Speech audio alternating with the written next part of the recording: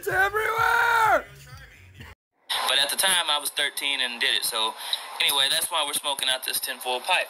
And I know another reason we're doing it is because I've seen a lot of stuff going down. I've heard about some guys selling clones that has got infested with mice just to ruin people's grows.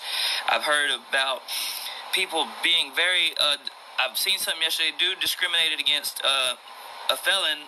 against felons for working for his dispensary. He don't care if it's a felony for marijuana or not. No felons.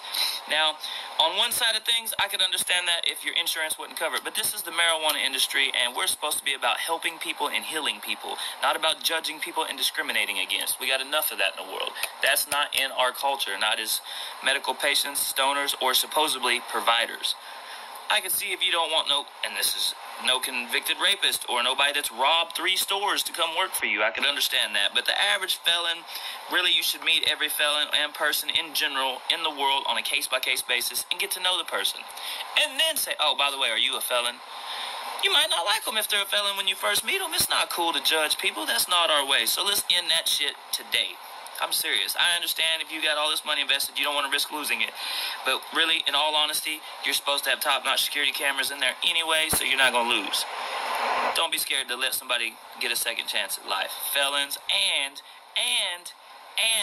veterans. Do y'all know how many veterans that y'all just kicked out the car because they're felons, just in general? Because a lot of veterans have problems whenever they come back with staying out of trouble sometimes because of PTSD, traumatic brain injury, and all sorts of shit.